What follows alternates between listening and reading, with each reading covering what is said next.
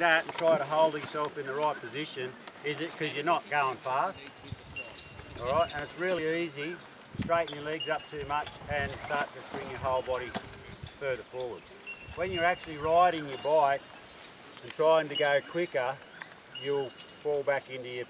It's easier to maintain that neutral position.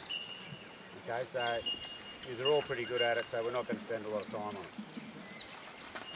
And next thing we're going to do is we're going to go through our rear brake.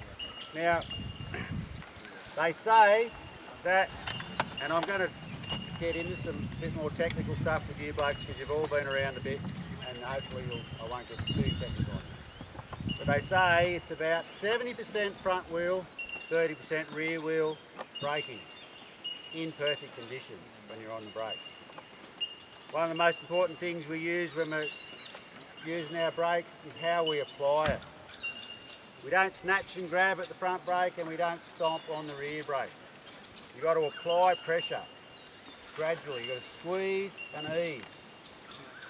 Okay? You squeeze the brake on, apply pressure. As it gets more traction, you can apply more pressure. If you snatch at your brake, you can go past where your traction is, skid the front wheel, end up in trouble. The rear brake, even though it's only 30%, is still very, very important to be able to use it properly. There are situations through the course of an enduro where you will have to use just your rear brake. It may be to stabilise you over loose, it may be just to watch off a touch of speed where you're in loose rocks or something like that, and it's a bit iffy to use the front brake. So it is important, and when we're trying to brake hard, if you lock the rear wheel and it's skidding and your weight is not dead straight and it starts to come out to the side, what's happening to your front? You're losing weight on your wheel.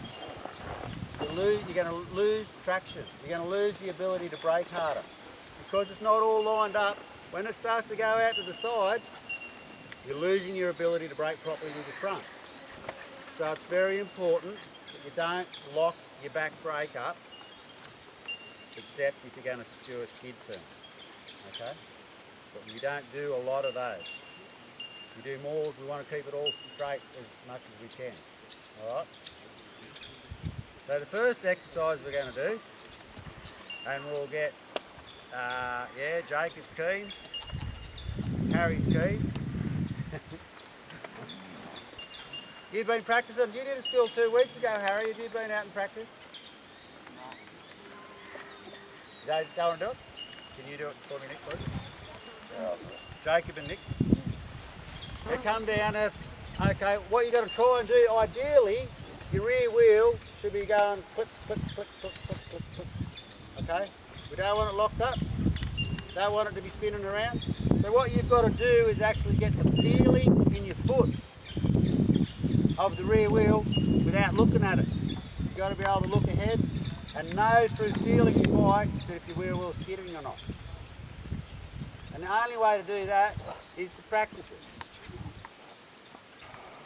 That's how you can warm up. Now I think you guys, just come down these cones here, boys.